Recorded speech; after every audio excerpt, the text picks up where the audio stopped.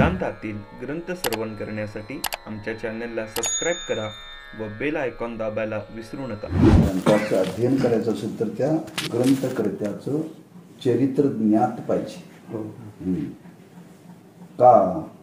कारण काय? पण ज्याचे विचार आपल्याला ऐकायचे आहेत त्याचा आचार किती श्रेष्ठ आहे पहिल्यांदा कळला पाहिजे. ज्याचा आचार श्रेष्ठ आहे त्याच्या विचाराला फार महत्व आहे बरं का. जगामध्ये ग्रंथ लिहिणारे पुष्कळ लोक आहेत, पण बुद्धीच्या जोरावरती अनेकाला काव्य करता येतं, ग्रंथ लिखाण करता येतं. पण ते करत असताना त्या ग्रंथकर्त्याचा आचार किती श्रेष्ठ आहे त्या आचार श्रेष्ठाला फार महत्व आहे बरं का. म्हणून कोणाचाही ग्रंथ वाचू नये आणि कोणाचाही ग्रंथ ऐकू नये किंवा कोणाच्याही मुखातून ऐकू नये असं विधी सांगितला बरं का. ब्रह्मदीन रंगनाथ महाराज परभणीकर गुरुजी म्हणायचे, अरे ज्यांचं तोंड नको नको ते बोलून बाटलेलं आहे अशा मुखातून ब्रह्मज्ञान ऐकू नका बरं का. जे ज्यांची वाणी नको नको ते बोलून, असत्य बोलून, अविचार घाण बोलून ज्यांच्या वाणीला दोष लागलेले आहेत अशी ज्यांची वाणी त्याच्या मुखातून ब्रह्मज्ञान ऐकू नका ते म्हणायचे बरं का. म्हणून ज्ञानोबरायांनी वर्णन केले बरं का.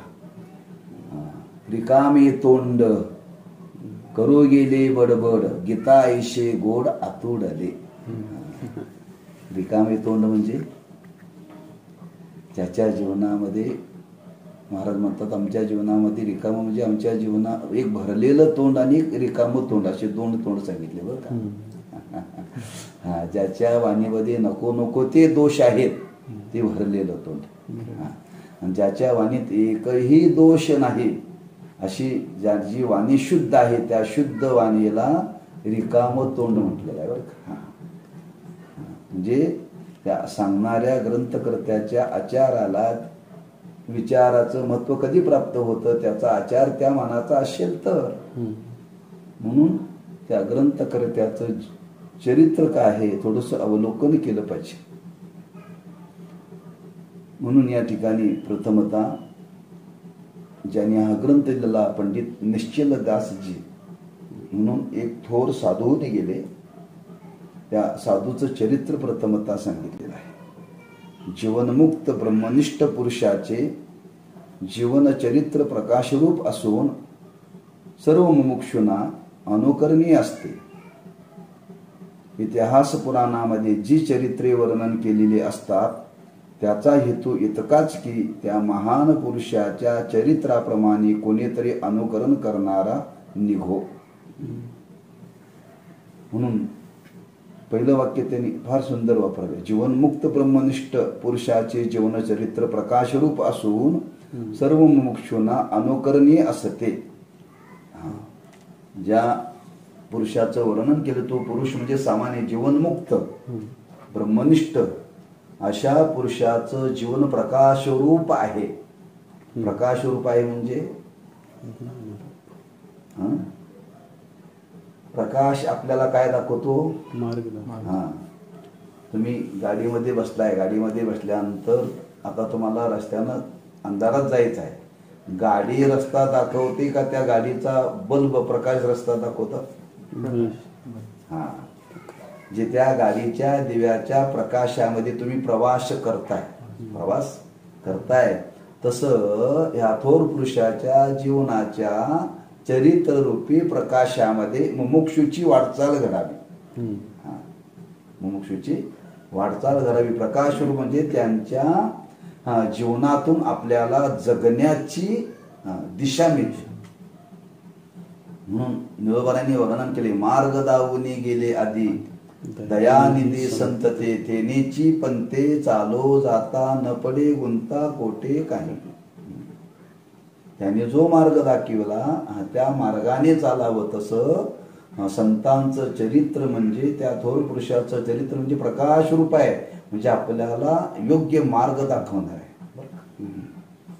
कारण या जगतामध्ये जी मुमुक्ष आहेत त्या मुमुक्षला योग्य मार्ग दाखवणारे जर कोण असतील तर जीवनमुक्त ब्रह्मनिष्ठ पुरुष आहेत बरं. जगामध्ये 2 वर्ग आहेत, एक बुभुक्षू वर्ग आहे आणि मुमुक्षू वर्ग आहे. त्याचा पुढे विचार येईलच. आणि अशा मुमुक्षू जीवनाकरता अशा थोर पुरुषाचं जीवन म्हणजे प्रकाशरूप आहे. एक अर्थ म्हणजे मार्ग दाखवणार. दुसरा अर्थ होतो की प्रकाशरूप आहे म्हणजे अशा पुरुषाचं जीवन आदर्श रूप आहे. आदर्शवत आहे बरं का. प्रकाशामध्ये चालणं म्हणजे त्यांचं जीवन इतकं आदर्श आहे. त्यांच्या जीवनाकडे पाहून आपल्याला चालता आलं पाहिजे बरं का.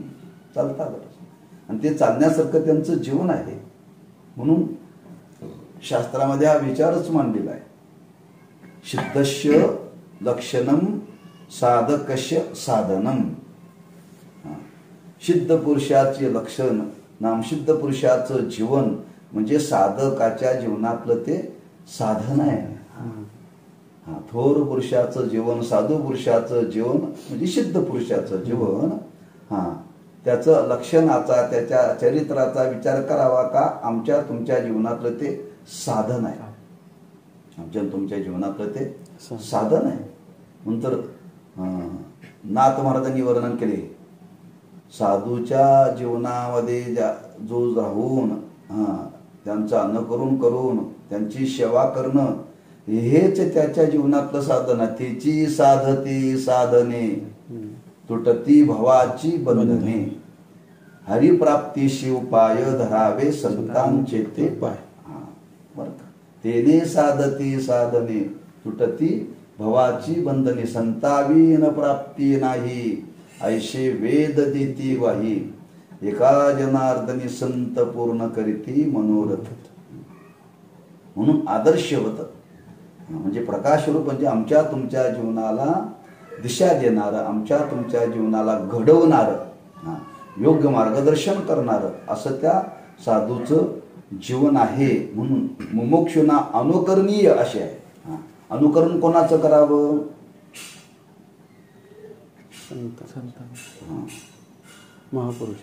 महापुरुषाचं अनुकरण का करावं? अनुकरण करणं हा जीवाचा स्वभाव आहे. जीवाचा स्वभाव आहे. अनुकरण करणं हा जीवाचा स्वभाव आहे. पण कोणाचं अनुकरण करावं, कोणाचे अनुकरण करू नये? अनुकरणीय आहे त्याचंच अनुकरण करावं. जे अनुकरण करण्याकरता योग्य आहे त्यांच्याच जीवनाचं अनुकरण करावं. असं अनुकरणीय म्हणजे असं आचरण्याकरता योग्य जीवन कोणाचं आहे तर त्या जीवनमुक्त पुरुषाचं आहे बरं का. अनुकरणीय म्हणून तर माऊलींनी वर्णन केले, वडील जे जे करीती तयानाम धर्म ठेवती, हेर सामान्य आचरती सकळ. म्हणजे सामान्य लोक कोणाचं अनुकरण करतात? त्या थोर पुरुषाचं. अनुकरण कोणाचं करावं फार महत्वाचा विचार आहे ना. कोणाचं अनुकरण करावं, कोणाचे अनुकरण करणे. म्हणून मुमुक्षूच्या जीवनामध्ये अनुकरणीय जीवन. सामान्य लोकांचं सोडून द्या. मुमुक्षू आहे आणि त्या मुमुक्षूने अनुकरण करण्यासारखं जीवन कोणाचं आहे? जीवनमुक्त पुरुषाचं जीवन अनुकरणीय आहे बरं का. म्हणजे त्याप्रमाणे वागण्यासारखं. कारण ते त्यांचं जीवन बघून वागणं म्हणजे आमची तुमची साधना आहे. त्यांच्या जीवनामध्ये आता साध्य प्राप्त झालेला आहे आणि साध्य प्राप्त झाल्यामुळे त्यांच्या जीवनामध्ये जो आचार आहे तो त्यांचा आचार विधीला धरून आहे. विधी निषेधाच्या पलीकडे नाही बरं का. शुद्ध आहे त्यांचा आचार. म्हणून त्यांचा आचार म्हणजेच आज आमच्या तुमच्या जीवनातलं साधन आहे. म्हणून अनुकरणीय. अनुकरण अशा पुरुषाचं करावं की जे अनुकरण केल्यानंतर खरंच आपल्याला आपल्या जीवनाला एक निश्चित साध्य प्राप्त होईल. निश्चित साध्य प्राप्त होईल. म्हणून अनुकरण या शब्दाच्या संबंधाने एक विचार मांडलेला आहे. गुरुवरी साखरे मला सांगत असतात, माणसांनी नेहमी अनुकरण चांगलं करावं बरं का. म्हणजे चांगलं वागावं आणि जे चांगलं वागतात त्यांचं अनुकरण करावं. जे चांगलं वागतात त्यांचं अनुकरण करावं.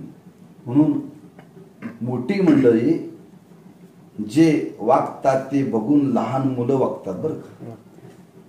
त्यांना सांगावं लागत नाही. जसं ते करतात तसं ते करतात बरं का लहान मुलं, का अनुकरण करतात. मग त्यांच्यासमोर चांगलं अनुकरण करा, त्यांच्यासमोर चांगलं अनुकरण करा. म्हणून महाराज सांगत असतात, आपल्या देखत आपली मुलं जर चांगली वागावी असं वाटत असेल तर मुलांच्या देखत चांगलं वागा, चांगलं बोला, चांगलं चाला, चांगलं राहा. कारण ते शिकत नाहीत, त्यांना शिकवावं लागत नाही, ते बघूनच शिकतात, बघूनच शिकतात. अनुकरणीय जीवन फार महत्वाचा विचार आहे जीवनामध्ये. जीवन जगत असताना अनुकरण करणारा एक वर्ग आहे, आणि ते अनुकरण कोणाचं करावं आज अशी परिस्थिती आहे की अनुकरण कोणाचं करावं प्रश्न आहे का. संस्कारहीन समाज आहे, संस्काराचा पत्ता लोकांना नाही. धर्म माहिती नाही, नीती माहिती नाही, आचार म्हणजे काय माहिती नाही, विचार म्हणजे काय माहिती नाही, आपल्या जीवनाचं ध्येय म्हणजे काय माहिती नाही. मग अशी जर थोर मंडळी जर वागत असेल तर सामान्याने कसं वागावं. म्हणून इथं पहिला विचार मांडलेला आहे की आज मुमुक्षूच्या जीवनामध्ये अनुकरणीय जीवन असं जीवनमुक्त पुरुषाचे आहे. म्हणून इतिहास पुराणामध्ये जी चरित्रे वर्णन केलेली असतात त्याचा हेतू इतकाच आहे की त्या महान पुरुषाच्या चरित्राप्रमाणे कोणीतरी अनुकरण करणारा निघो. तशी माणसं समाजामध्ये घडोल. कारण धर्म जो जगतो तो केवळ बोलण्याने जगत नाही, वागण्याने जगतो. काय व्याख्यान करावं, पण व्याख्याने लोकांना थोडं विचार मिळेल, विचाराची शक्ती मिळेल. पण तोच धर्म जर समाजामध्ये रुजावा, समाजामध्ये उतरावा असा वाटत असेल तर त्या मनाचं अनुष्ठान करणारा कोणतरी पाहिजे. आणि एवढ्या समाजामध्ये एखादा तरी अशा थोर पुरुषाचं अनुकरण करणारा असतो, अनुकरण करणारा असतो. म्हणून शब्द वापरलेला आहे, त्या महान पुरुषाच्या चरित्राप्रमाणे कोणीतरी अनुकरण करणारा निघो. हे अनुकरणातून जगतात गोष्टी बरं का, किंवा बोलण्यातून जगत नाही. महाराजांनी वर्णन केले, बोलाचीच कडी बोलाचाची भात जेवून या कोण तृप्त झाला. केवळ बोलण्याने गोष्टी काय घडत नाही, त्याप्रमाणे त्याचं जीवन बघून एखादा वागणारा असतो. म्हणून एक विचार मांडलेला की समाजामध्ये असं आचरण करणारी माणसं आहेत.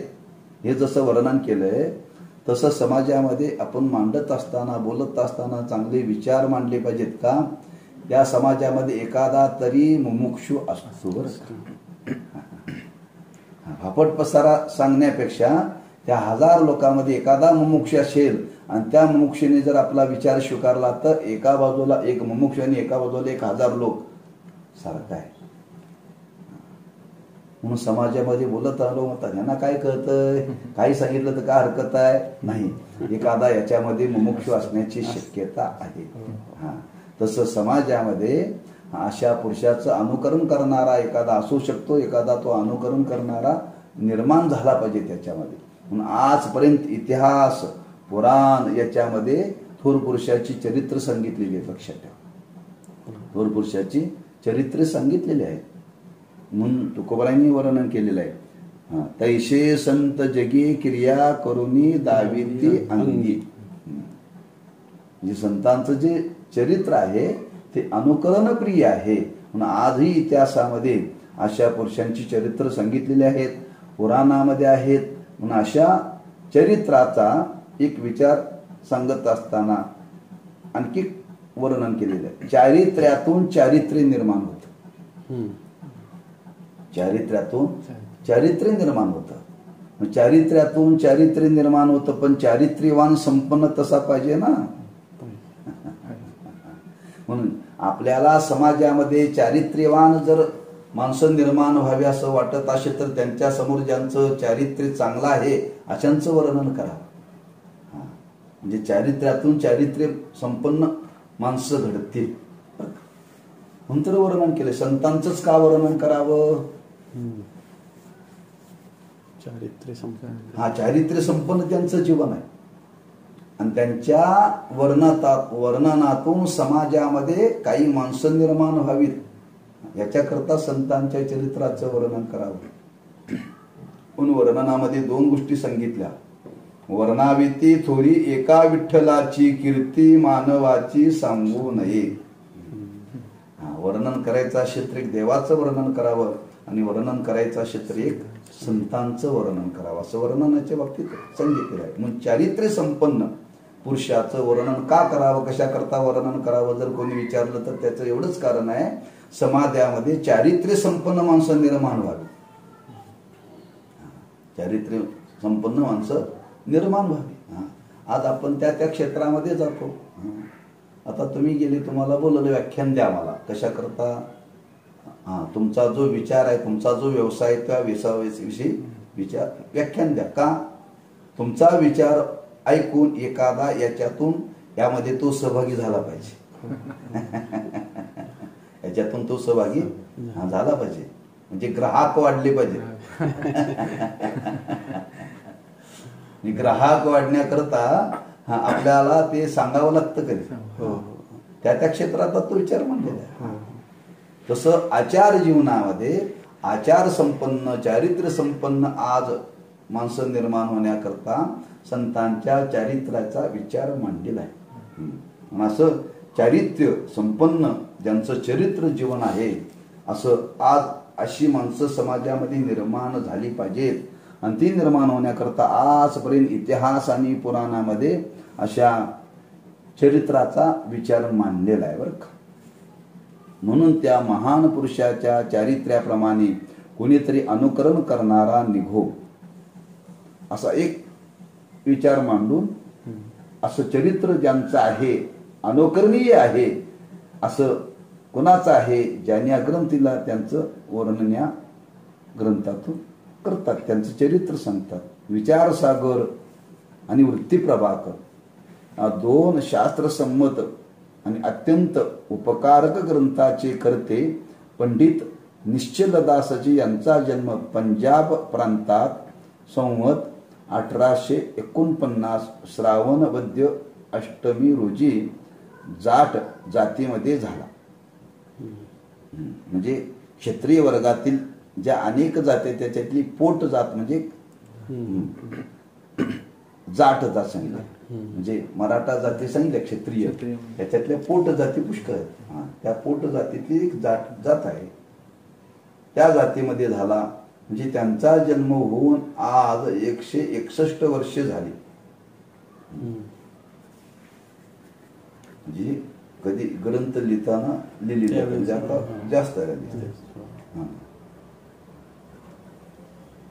त्यांच्या वडिलांचे नाव मुक्ताराम होते आणि मुक्ताराम हा दादूपंथी होता. दादू हे नाव महाराष्ट्रात साधू मंडळीचे यादीत दादू पिंजारी म्हणून कोणी एक मुसलमान साधू असे माहित आहे. दादू पिंजारी पंथ, जसा कबीर पंथ आहे ना, त्या कबीर पंथाला धरून तो पंथ आहे बरं. म्हणून ज्यांचा जन्म झाला, कोणाचा जन्म झाला, कोणाच्या जन्माचं वर्णन करता ज्यांनी विचारसागर आणि वृत्तीप्रभाकर असे शास्त्रसंमत ग्रंथ ज्यांनी समाजाकरता अत्यंत उपकारक ग्रंथ निर्माण केले अशा ग्रंथकर्त्याचं वर्णन करतात बरं का. म्हणजे ज्यांनी ग्रंथ लिहिले त्याचा संबंध पुढे येईल. उपकारक कार्य त्यांनी केलेलं आहे. म्हणून त्यांचा जो जन्म झाला, त्यांचे ते वडील मुक्ताराम ते दादू पंथी त्या पंथाचे ते अनुग्रहित होते. त्यांचे वडील निश्चलदासजींचे बरं का. दादू पिंजारी म्हणून कोणी एक मुसलमान साधू अशी माहीत आहे, परंतु पंडित निश्चलदासजींचा दादू निराळा आहे बरं का. त्याविषयी एक कथा अशी आहे की गुजरातेत अहमदाबाद शहरी दादोजी म्हणून कोणी एक नागर ब्राह्मण होता. कोणी असेही म्हणतात की लोधीराम नावाचा नागर गुरस्तास साबरमती नदीत तो तरत्या पेटीत सापडला. कोणाचं वर्णन करतायत? निश्चलदासजींच्या वडिलांचं. त्यांच्या वडिलांच्या गुरूंचं वर्णन करतायत बरं का. दादू दादू पिंजारी जो सांगितलं त्याचा संबंधित सांगितलं, हा दादू वेगळा आहे बरं. हा, तो दादू निराळ आहे आणि तो तर त्या पिटीत सापडला.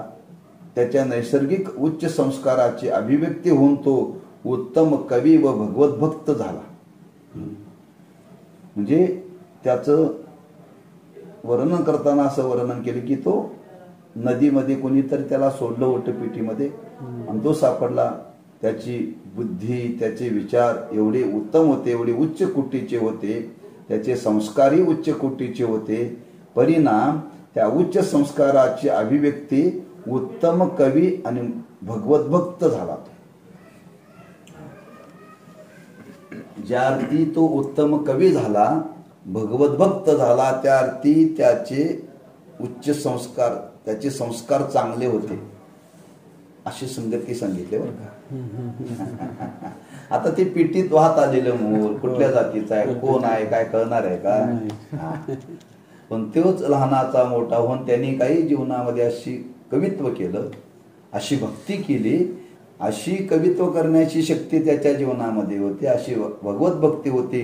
त्यात हा सामान्य नाही असे अनुमानाने पुढे ते सांगितलेलं. म्हणजे त्याच्या पुढच्या कार्यावरून हे वर्णन केलेलं आहे. ज्या अर्थी एवढा मोठा तो कवी झाला, भगवत भक्त झाला, त्या अर्थी त्याचे मागचे संस्कार फार चांगले आहेत, तो सामान्य कोणी नाही बरं का. जसं वर्णन केले ज्ञानोबरायांचं, काय वर्णन केले, उपजताची ज्ञानी हे वर्म जाणोनी आले लोटांगणी चांग देव. ज्या अर्थी हा जन्माला येतानाच उपजताच ज्ञानी आहे, त्या सामान्य नाही बरं का. याच्यावरून अनुकरण केलं. बहुतेक जन्मताच याला ज्ञान आहे, एवढं मोठे यांनी कार्य केलं, त्या अर्थी महाविष्णूचा अवतार संगतीला. म्हणजे बालपणामध्येच एवढी त्यांची सर्वज्ञता होती, एवढी त्यांची बुद्धिमत्ता होती, एवढं सामर्थ्य ज्यांच्यामध्ये होतं. याच्यावरून अनुकरण करावं लागलं साधू संतांना पुढच्या. हा, हे सामान्य नाही, अवतारी पुरुष आहे, हा अवतारी पुरुष आहे. तसं यांचंही वर्णन केलेलं आहे. भगवत भक्त झाला, त्याने त्याचे तेज एवढे होते की त्याच्या नावाने एक पंथ सुरू झाला, त्यासच दादू पंथ म्हणतात. म्हणजे तेवढं सामर्थ्य होतं, त्याची साधना एवढी होती की त्याच्या त्या साधनेतून, त्याच्या त्या योगदानातून एक दादू पंथ नावाचा पंथ निर्माण झाला. म्हणजे त्याच्याजवळ एवढं सामर्थ्य होतं, तेज. असो, निश्चलदासींच्या वडिलांची गृहस्थिती फार गरिबीची होती. निश्चलदासींच्या जन्मांतर 3 वर्षातच त्यांची मातोश्री वारली. घरची अडचण, दरिद्री स्थिती अशा प्रसंगी मुक्ताराम यांनी निश्चलदासजीच खांद्यावर घेऊन ते निर्वाहार्थ गावोगावी फिरत असता दिल्लीस आले. तेथे एक दादूपंथी मठ असून त्यावेळी अमरदासजी नावाचे साधू मठाधिपती होते. मुक्तारामजी त्यास शरण गेले व निश्चलदासास आपले पंथात घ्यावे व त्यास दीक्षा द्यावी अशी महाराजांस विनंती केली.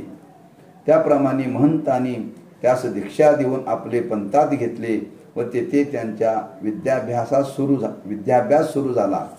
वयाच्या 14व्या वर्षापर्यंत निश्चलदासजींचा विद्याभ्यास तेथेच झाला. बालपणी त्याने आणलं, त्यांची आई वारली, वडिलांनीच फिरत फिरत फिरत दिल्लीला आले. तो दादूपंथी मठ होता, त्या मठावरती ते साधू होते परंपरेने. ज्यांच्यापासून हा पंथ निर्माण झाला त्या साधूचं पहिल्यांदा वर्णन केले. आणि त्या परंपरेमध्ये जे साधू होते परंपरेने, त्या साधूच्या जीवनाचा संबंध यांच्या वडिलांचा आला. तिथे घेऊन गेले, सांगितलं हा मुलगा आहे माझा, ह्याला काहीतरी शिकवा. त्यांनी शिकवायला सुरुवात केली. वयाच्या 14व्या वर्षापर्यंत त्यांनी तिथं बराच अभ्यास त्यांच्याजवळ केला. म्हणजे वयाच्या 14व्या वर्षापर्यंत त्यांनी तिथे विद्याभ्यास केला. म्हणजे बालपणामध्ये निश्चलदांतीची बुद्धी काय असेल बघा.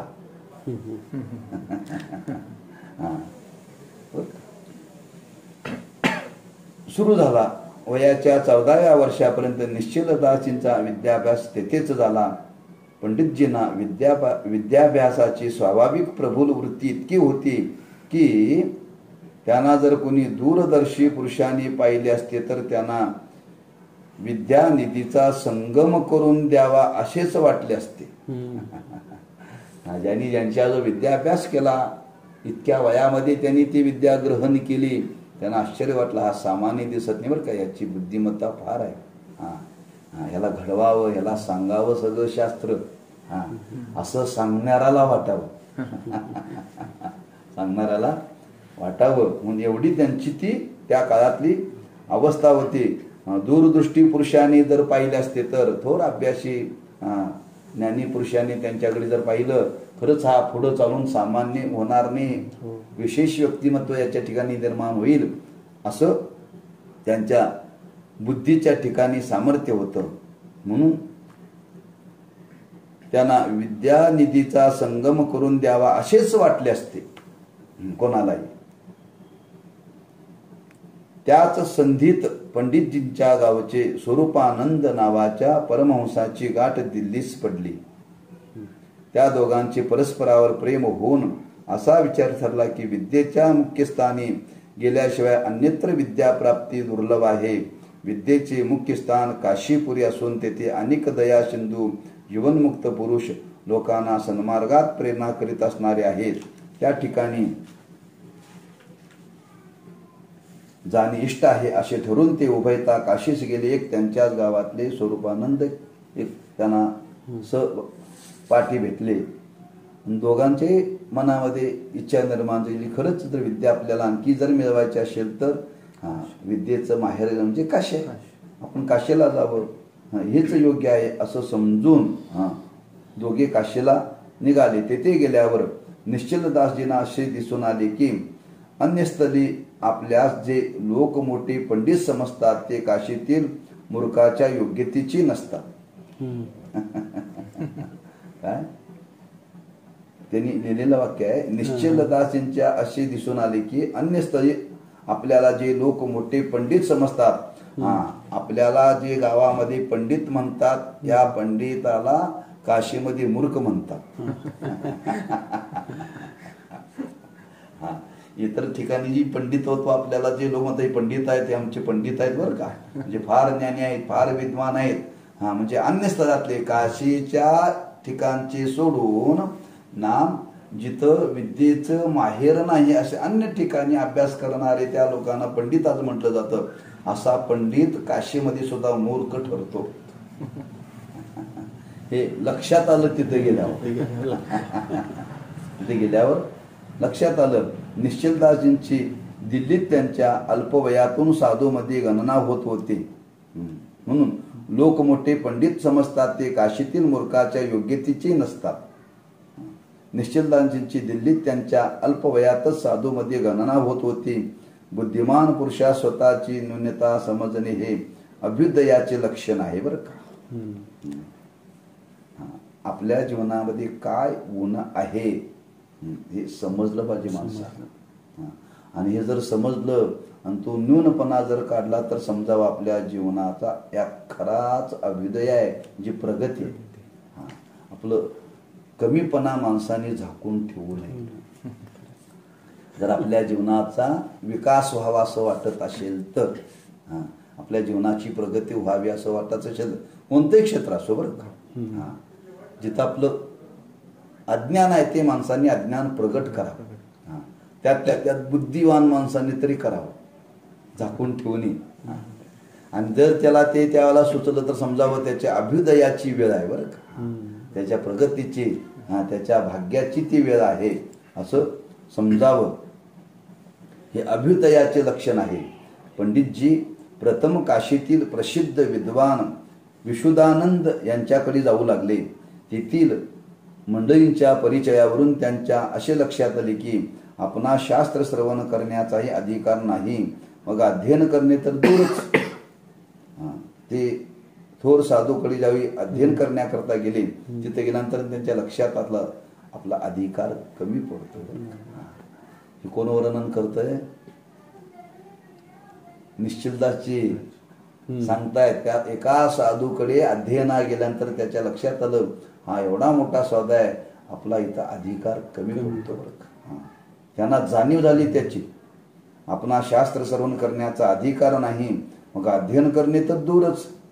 मग त्यांनी आपल्या योग्यतेप्रमाणे शास्त्राध्ययनास धुरंधर पंडित काकारामजीच्या बरोबर अभ्यास करण्याचा निश्चय केला. ज्यांच्याकडे जात होते त्यांच्याकडे पाहिलं, यांच्या मानाने आपला अधिकार फार कमी आहे.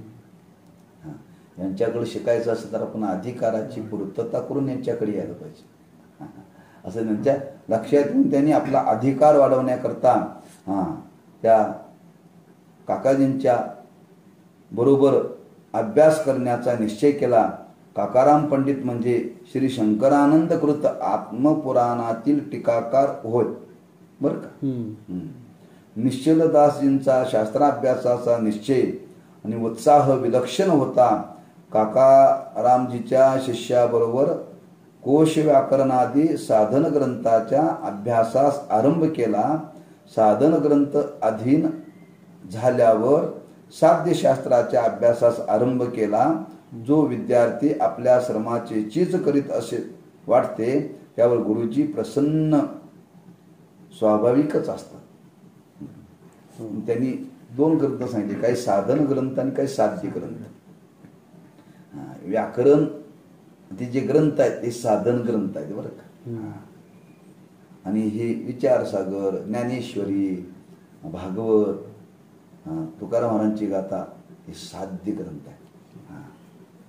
पहिल्यांदा साधन ग्रंथाचं अध्ययन करावं लागतं, साधन ग्रंथाचं अध्ययन करावं लागतं, नंतर साध्य ग्रंथाचं बरं का. काही लोक म्हणतात नाही आम्हाला एकदम साध्य ग्रंथ शिकव. पण काशीतला नियम आहे, तिथं पहिल्यांदा व्याकरणच शिकवतात. व्याकरण शिकवल्याशिवाय पुढचे ग्रंथ शिकवतच नाही.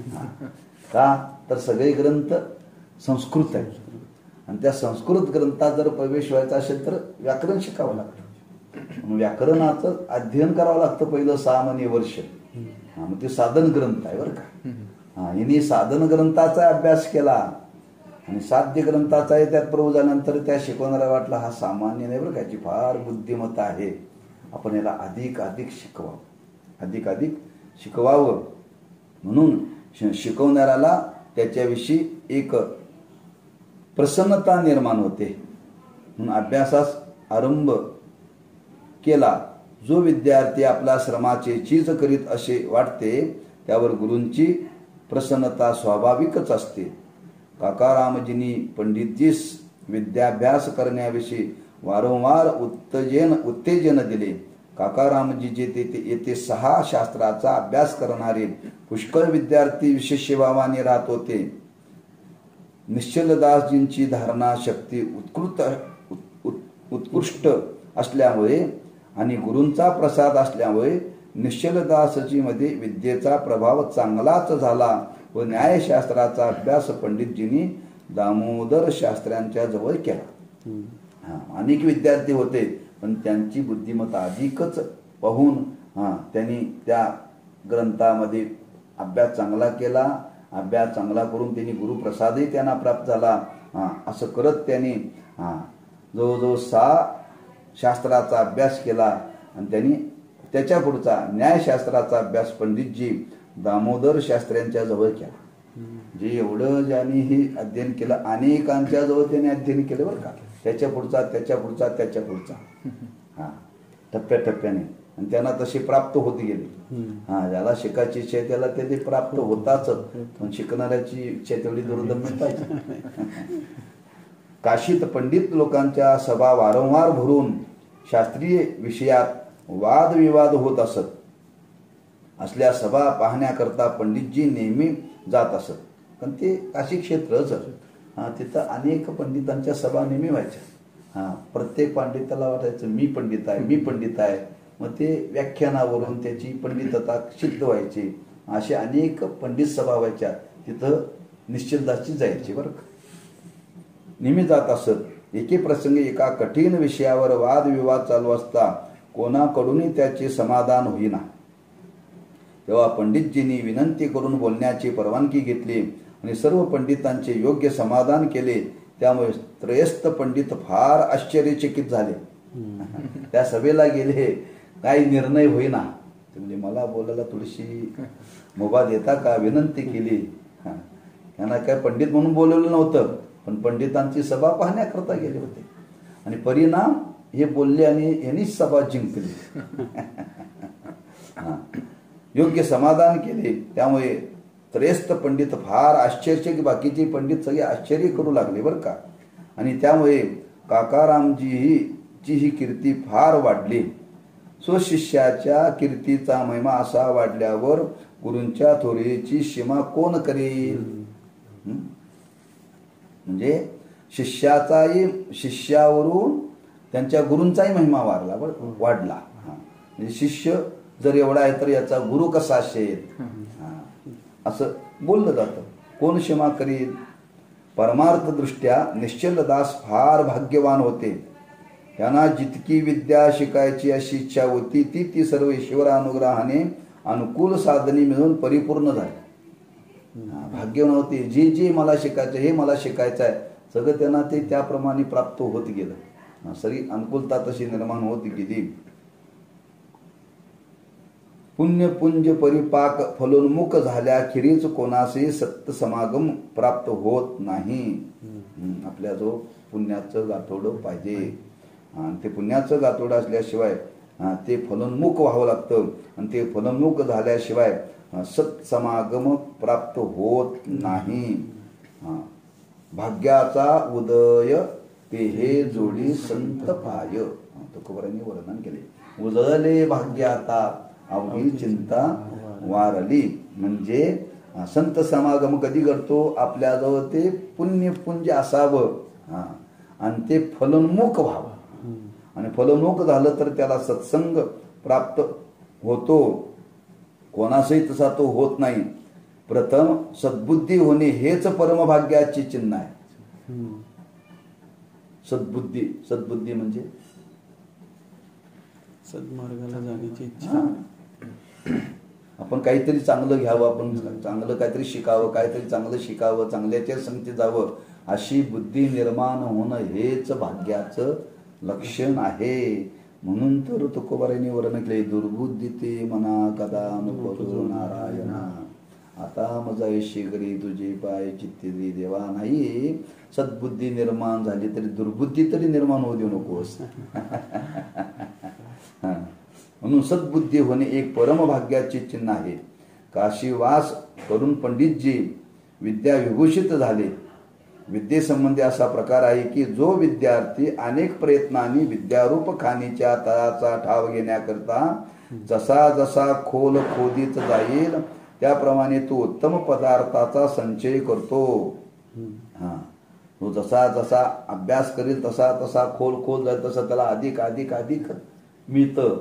जसा बोर मारावा तसं पाणी अधिक अधिक खाली लागतं बरं. तसा तो विद्याभ्यास करणाऱ्याच्या जीवनामध्ये सुद्धा ती अवस्था प्राप्त होते. त्याप्रमाणे तो उत्तम पदार्थाचा संचय करतो. निश्चलदासजींनी विद्यारूप खाणीचा तलस्पर्श करण्याकरता प्रशंसनीय श्रम केले होते. म्हणजे त्यांनी त्या मनाचे कष्टही केले बरं का. उगच विद्वत्ता प्राप्त झाली नाही. भाग्यवान होते, चांगल्याच्या पोटी जन्माला आले, अनुकूलता निर्माण होत गेली, पण त्यांनी श्रमही त्या मानाचे केले बरं का. आणि त्याचप्रमाणे त्यास विद्येचा ठाव लागून अलौकिक योग्यता प्राप्त झाली. नंतर काशीतील सर्व पंडितांनी आशीर्वाद देऊन निश्चलदासींचा विद्या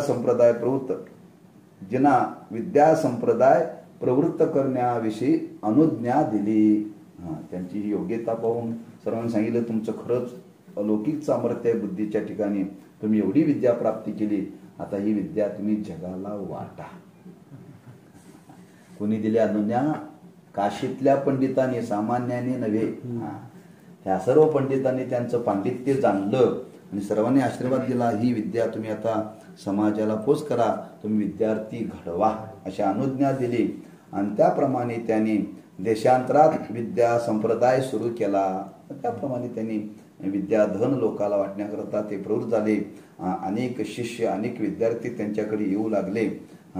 अशी त्यांची ज्ञानग्रहणाची असाधारण शक्ती होती.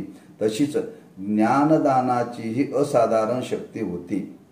जशी ज्ञान ग्रहण करण्याची असाधारण शक्ती होती, तशी जगाला सुद्धा ज्ञान देण्याची असाधारण शक्ती होती त्यांच्याजवळ, बरं का. दोन्हीकडे ज्ञान ग्रहणाकरता आणि ज्ञानदाना करता, ज्ञान ग्रहण करण्याकरता सुद्धा बुद्धीची शक्ती लागते.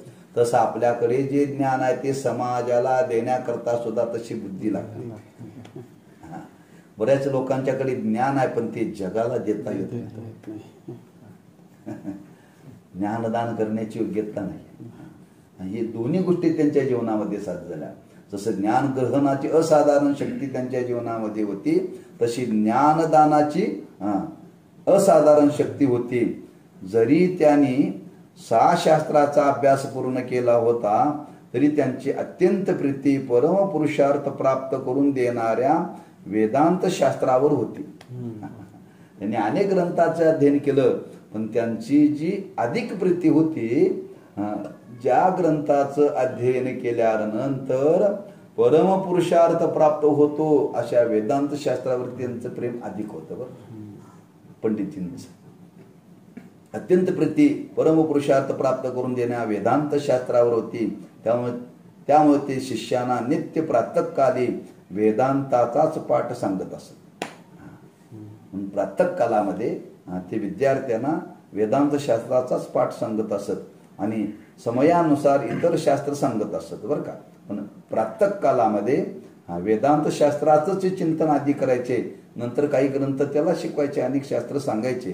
प्रातःकाली वेदांताचा पाठ सांगण्यात मुख्य हेतू विद्यार्थ्याचे अंतःकरण शुद्ध असते म्हणून पाठ कधी घ्यावा. एक प्रातःकाल किंवा संध्याकाळ, हाताचा काळ. एक संध्याकाळामध्ये माणसाची बुद्धी स्थिर असते. दिवस मावायला लागला की आता ते म्हणते आता काम झाले, आता निवांत, आता त्याची धावपळ कुठं नसते. आणि सकाळी उठल्या उठल्या त्याची बुद्धी अंतःकरण स्थिर असतं, त्याला ते ग्रहण करावं वाटतं. एकदा सूर्योदय झाला, सूर्याची किरण पडली, दिवस उजाडलेला दिसायला लागला, रस्ते दिसायला लागले, त्याला वाटतात रस्त्याने काहीतरी कामाला जावं. तो उगवत नाही तोपर्यंत म्हणे बसा, अजून सूर्य उगवायचा आहे, रस्ता काय दिसत नाही, कुठे जाऊन काम करणार, इथंच काहीतरी गप्पा मारत बसा, सामान्य असेल. म्हणजे एकदा त्याला रस्ते दिसायला लागले की त्याच्या बुद्धीला चंचलता निर्माण होते. म्हणून प्रातः कालामध्ये अशा ग्रंथाचं का अध्ययन करावं, तर त्या कालामध्ये त्याचं अंतःकरण शुद्ध असतं, म्हणजे स्थिर असतं. बरं, शुद्ध असतं म्हणजे त्याच्या मनामध्ये त्यावेळी काही विचार भानगडी नसतात कुठल्या. काय नको ते विचार त्या काळामध्ये त्याच्या मनात येत नाही. प्रातः कालामध्ये जसा विद्याभ्यास सांगितला तसाच प्रातः कालामध्ये साधनाही करावी. प्रातःकाली उठण्याचा प्रयत्न करा, आपल्या जीवनाची प्रगती व्हावी असं वाटत असेल तर. झडझडोनी पहिला निघ म्हणजे अंतरुणातून. ज्ञानवरांनी काय नाही, झडझडोनी वहिला निघ ये भक्तीची वाटी लाग, तसं झडझडोनी वहिला निघ हे साधनेची वाटी लाग. पहाटे कमीत कमी जर तुम्हाला विद्या प्राप्त करायची असेल, काही मिळवायचं असेल, किंवा त्याच्या पुढे जाऊन सांगतो आरोग्य चांगलं ठेवायचं असेल, तर कमीत कमी माणसांनी 5 ते 5:30 ला उठलंच पाहिजे. जो पहाटे, काहींचं मत आहे, डॉक्टरांचं मत आहे, योगाचं मत आहे, जी माणसं नेहमी पहाटे उठून साधना काय योगासनं करतात त्याचं आरोग्य कधीही बिघडत नाही, कधी आरोग्य बिघडत नाही. म्हणून सकाळी ते सोडून दिलं पाहिजे. तो पहिला प्रयत्न महत्वाचा आहे जर आपल्याला जीवनामध्ये मिळवायचा असेल तर. तात्पर्य विद्यार्थ्याचे अंतःकरण शुद्ध असते, त्यावेळेस तत्वज्ञानाच्या अलौकिक विचाराचा संस्कार उत्तम होतो. बरोबर, ते संस्कार चांगले त्याच्या मनावरती होतात, कारण हे शास्त्राचे विचार म्हणजे सूक्ष्म आहे, शुद्ध आहे. आणि शुद्ध विचार, सूक्ष्म विचार ग्रहण करण्याकरता तसा तो काल आहे, प्रातः काल. त्या कालामध्ये ती ग्रहण करण्याची योग्यता आपल्या अंतःकरणाच्या बुद्धीच्या ठिकाणी असते, म्हणून त्या काळामध्ये त्याचं चिंतन करावं. चिंतन फिरता फिरता काही कालाने निश्चलदास पंडित दिल्लीस आले आणि तेथे त्यांनी वेदांताचे पठण सुरू केले. तेथील विद्यार्थ्यास अधिकार नसल्यामुळे त्यांना वेदांतात रुची वाटत नसे. हे खरे, परंतु गुरुस्थानावर आणि गुरुनामावर पंडितजींची अत्यंत प्रीती असल्यामुळे तेथील दादूपंथी विद्यार्थ्यांचा उत्कर्ष होऊन ज्ञानाची वृद्धी करण्याविषयी पंडितजी प्रथम प्रयत्न करू लागले. पंडित निश्चलदासचे आणि सूरदास यांनी आपल्या गुरुपंथाची म्हणजे दादूपंथाची प्रसिद्धी फार केली. त्यांनी दिल्लीमध्ये येऊन अध्ययनाला लोकांना देण्याकरता सुरुवात केली. तिथं आल्यानंतर त्यांनी पाठ शिकवत असताना काही शिकणाऱ्यांच्या मनामध्ये ती रुची नव्हती. मग यांचा अधिकार नाही, मग यांचा अधिकार आपण वाढवला पाहिजे, यांना आपण तयार केलं पाहिजे. म्हणून त्यांना काही संप्रदायाचे नियम देऊन त्याप्रमाणे त्यांची अंतःकरणाची तयार होण्याकरता त्यांना साधनामध्ये प्रवृत्त करून एक दादूपंथाची प्रसिद्धी करण्याकरता त्यांनी तिथून सुरुवात केली. निश्चलदासींच्या विद्यार्थ्यात अनेक पंथाचे विद्यार्थी होते. त्यातील दुसऱ्या एका पंथाच्या विद्यार्थ्यांनी दादूपंथाच्या विद्यार्थ्यास म्हटले की तुमचा गुरु कोंबडा आहे. आता दुसऱ्या पंथाचा त्या ते होता शिकायला. हो, शिकता शिकता त्याला म्हणला रे ते त्याची पंथाची संस्कार जागे झाले. आमचा गुरु असा आहे, तुमचा गुरु तसा आहे. आणि तो बोलता बोलता त्याला म्हणला तुमचा गुरु कोंबडा आहे. ही गोष्ट त्यास रुचली नाही व त्यास फार वाईट वाटले. तो निश्चलदींच्या दादूपंथाचा होता. त्याला म्हणला तुमचा गुरु कोंबडा आहे असं ते टोचून बोलल्यानंतर त्याला ते सहन झालं नाही बरं का. त्याला वाईट वाटलं आणि तो निर्णयाकरता आपले गुरु निश्चलदासींच्याकडे गेला. हा बोलतो ना आपण याचा खरंच असा का म्हणतो हे विचारावं म्हणून पंडितजींच्याकडे तो विद्यार्थ्याला सर्व हकीकत ऐकल्यावर सीमित हास्य करून पंडितजींनी त्या म्हणण्याचे सार सांगितले. त्याचं ते म्हणणं ऐकून घेतलं आणि हसले पंडितजी बरं का. आणि म्हणाले बाबानो तो म्हणतो ते सत्य आहे. तो म्हणतो ते सत्य आहे बरं का. कारण कोंबडा ज्याप्रमाणे सर्व लोकांना निद्रेतून जागे करतो त्याप्रमाणे आमचे सद्गुरू दादूजी यांनी पुष्कळ लोकांना मोहरूपी निद्रेतून जागे केले आहे. म्हणतो कोंबडा म्हणतात ते योग्यच आहे. कोंबडा दुपारी 12 वाजता ओरडत नाही. कोंबडा पहाटेच उगवतो. आणि जो म्हणतात ज्या कोंबडा उगवतोय त्या ती पहाट झाल्यावर. म्हणजे कोंबडा जर ओरडायला लागला तर लोक जागे व्हायचे. त्याला आता तो पाठ झाला तर कामाला लागलं पाहिजे. बरोबर आहे. हा कोंबडा म्हणतो ना ते बरोबरच आहे का. यांनी या मोहरूपी अज्ञानरूपी निद्रेतून जागे करण्याचं काम या पंथाने केलं ना. बरोबरच आहे. कोंबडा हा असाच प्रसंग पूर्णानंदांच्या जीवनामध्ये घडला बरं का. आणि तो असा घडला ते राजांच्याकडे जायचे. तिथं गेल्यानंतर महाराजांचा सन्मान व्हायचा. ते मानत होते. नेहमी जायचे बरं का. मग ते महाराज आले म्हणले की तिथल्या सेवकांना काम लागायचं ना. 2 शिपाई तिथं बाहेर असायचे. महाराज आले म्हणले की हे करा ते करा ते करा हे करा. एक दिवशी महाराज तिथे गेले. महाराज गेल्यानंतर आत गेले. त्या शिपायामध्ये एक शिपाई मला बघा हा सुकाळीचा आला बघा. महाराज म्हणजे पूर्णानंद महाराज जात होते राजे महाराजांच्या शाहू महाराजांच्या घराण्यामध्ये बरं का. हा आला बघा सुकाळचा एक जण म्हटला. महाराज जाऊन तिथं बसले. अस्वस्थ झाले. तेवढा तो दुसरा होता त्याला ते सहन झालं नाही त्या शिपायाला. आणि तो शिपाई आला तिथे आणि त्या राजांना सांगत होता म्हणजे असं महाराज राजेसाहेब. महाराज आत येताना असा असा म्हटला. महाराजांनी म्हणले काय झालं काय झालं काय म्हणतो म्हणले तुमचा हा सेवक. काय नाही म्हणले. नाही काय म्हणतो सांगा म्हणे. काय नाही म्हणले आपण आत येताना तो शिपाई होता म्हणजे ती शिपाईच आहे म्हणले. नाही काय म्हणत होता काय नाही म्हणले. आपण आत प्रवेश करताना तो म्हणला आला सुकाळीचा बघा असं म्हटला. ठीक आहे तो म्हटला ते बरोबर आहे चुकीचं नाही म्हणले. महाराज काय म्हणले तो म्हटला ते सुकाळ म्हणजे चांगल्या वेळेला आला. सुकाळी काय चांगल्या वेळेला आला, सुकाळीचा सुकाळ, बरं, चांगलं का? कोंबडा. पण थोर पुरुषाची फार बुद्धी असते ना, म्हणून तो योग्यच आहे. निश्चलदासींच्या विद्वत्तेची व बोधशक्तीची प्रसिद्धी झाल्यामुळे बुंदीच्या गुणज्ञ राजाने सत्समागमाकरिता पंडितजींना आमंत्रित पाठवले. त्यांची ही विद्वत्तेची ज्ञानशक्ती लोकांना देण्याची पाहून बुंदीचा जो गुणज्ञ राजा होता त्याला वाटलं सत्संगाकरता आपण पंडितजींना बोलवावं म्हणून आमंत्रण दिले. राजाचा भक्तिभाव व श्रद्धा पाहून पंडितजी बुंदीस गेले. काय ज्या अर्थी आदराने हा राजा बोलवतो आपण जावं, त्याची आदरा त्याचा श्रद्धाभाव पाहिला. आणि पंडितजीची योग्य व साधू वृत्ती पाहून राजाची भक्ती निश्चलदासींच्यावर फार बसली. त्यांची ती योग्यता, त्यांचं ते आचार विचार पाहून त्यांना सुद्धा वाटले हे सामान्य नाही, साधू आहेत बरं का. त्यांची श्रद्धा त्यांच्यावरती बसली व तो त्यांच्याजवळ उत्तम ग्रंथाचा अभ्यास करू लागला. राजाचे सर्व कुटुंब निश्चलदासींच्या बरोबर शिष्य भावाने वागू लागले. त्यांची ते अध्ययन त्यांच्याकडे केलं, सगळे शिष्य झाले, राजाचं कुटुंब शिष्य झालं बरं का. वागू लागले आणि त्यांच्या सूचनानुसार अनेक सत्कार्यात राजाने द्रव्य खर्च केले. आता त्यांच्यामुळे शिकल्यामुळे त्यांच्या मार्गदर्शनामुळे त्यांनी आपल्या जीवनामध्ये पुढचं कार्य त्यांनी सुरू केलं. महाभारताच्या वन पर्वात मोहजालस्य योनिरिहि मूढैरेवे समागमः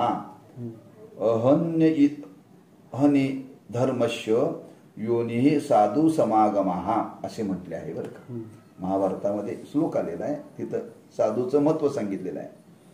विद्वानाच्या वारंवार दर्शन श्रवणापासून आणि समागमापासून पुष्कळ तऱ्हेचे कल्याण होते. साधूचं दर्शन आणि साधूचं समागम हा फार कल्याणकारक आहे आपल्या जीवनामध्ये. त्याच्यातून बऱ्याच गोष्टी आपल्याला प्राप्त होतात. असे राजाचे सर्व प्रकारे कल्याण झाले.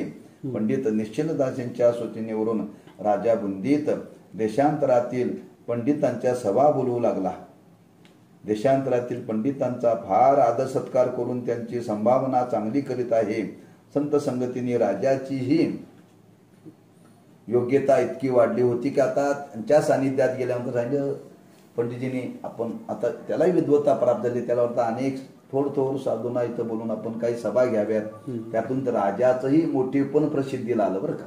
हा विद्वानाची पूजा करणारा, विद्वाना आश्रय देणारा साधूची किंमत वाढते बरं. आणि वाढली होती. एका सभेत सर्व पंडितांनी राजास विद्वान ही पदवी दिली. ज्यार्थी हा जाणतो, सगळ्यांचा आदर करतो, त्याची राजा सुद्धा विद्वान आहे. विद्वानच राजा आहेत बरं का. त्यांना पण दिली. राजाच्या प्रार्थनेवरून पंडितजींनी ग्रंथ रचनेस आरंभ केला. पंडितजींनी लिहिलेल्या स्वतंत्र ग्रंथास मुख्य ग्रंथ एक आहे विचारसागर. आता राजाने सांगितलं पंडितजी आपलं एवढं ज्ञान आहे ते अक्षरबद्ध करून ठेवा. आणि तो त्या राजाची आज्ञा म्हणा, ईश्वराची आज्ञा म्हणा, जी आज काळाची गरज होती त्यांना ती त्या काळामध्ये प्रेरणा प्राप्त झाली. आणि त्यांनी अनेक ग्रंथ लिहिले. त्याच्यामध्ये मुख्य ग्रंथ हा विचारसागर आणि दुसरा वृत्तीप्रभाकर. याशिवाय कटवल्लीच्या भाष्यावर एक संस्कृत व्याख्यान लिहिले आहे.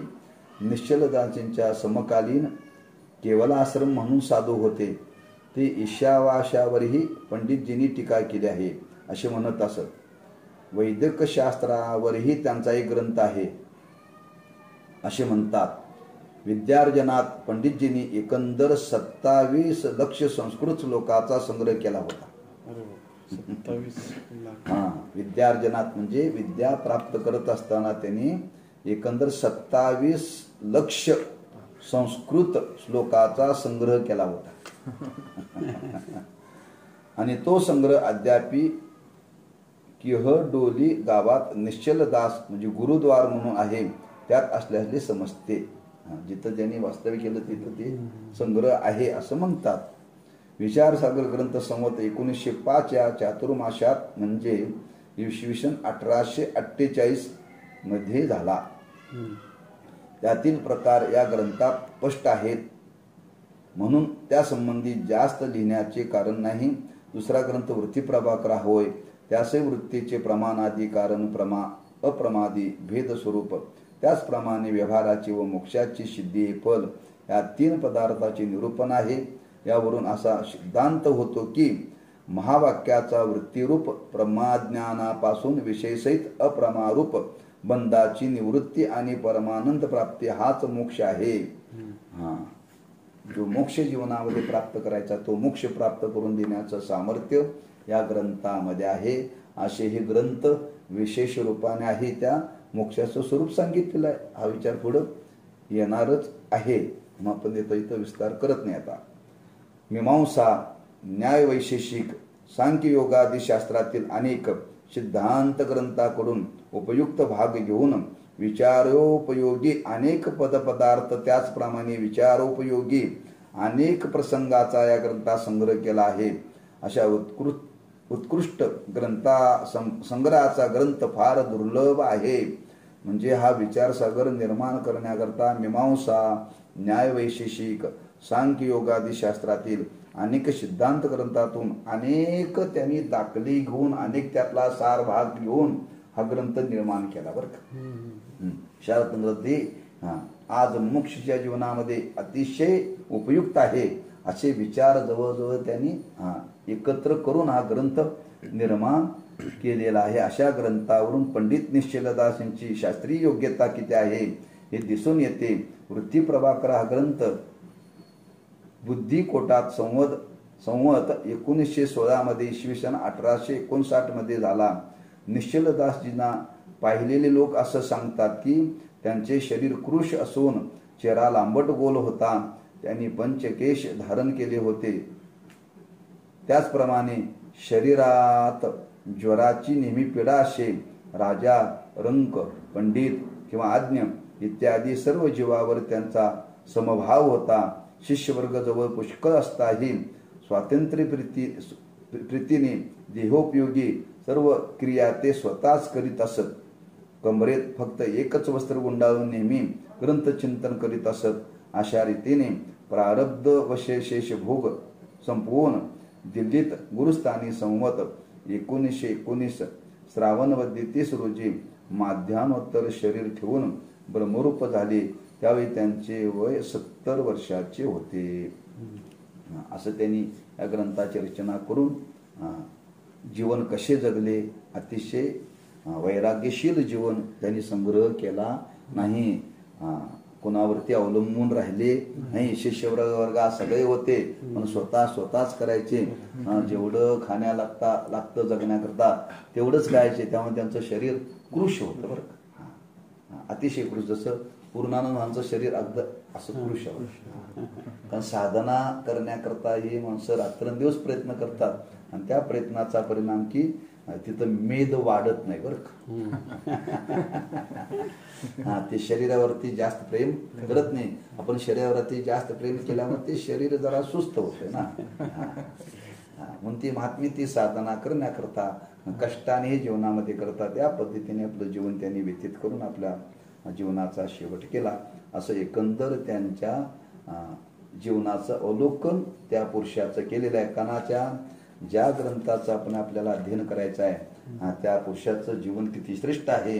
ज्यार्थी या पुरुषाने हा ग्रंथ लिहिला त्याच्या मग त्यांची काय योग्यता होती, काय त्यांची विचारसरणी होती, कोणत्या योग्यतेनेही त्यांनी कार्य केलेलं आहे हे जर त्यांचं चरित्राचं अवलोकन केलं तर शिकणाऱ्याच्या अंतःकरणामध्ये अधिक प्रेरणा मिळते, उत्साह मिळतो आणि तो अध्ययनकर्त्याच्या मुमुक्षूच्या साधकाच्या अंतःकरणामध्ये अशा पुरुषाच्या चरित्राचं चिंतन करून आपल्या विद्या अभ्यासामध्ये अधिक प्रवृत्ती व्हावी म्हणून आपण त्यांच्या चरित्राचं अवलोकन थोडक्यामध्ये केलेलं आहे. याच्या पुढचा विषय पुढच्या पाठात बघू. कुंडली गौरदारी विठ्ठल श्री ज्ञानदेव तुकाराम.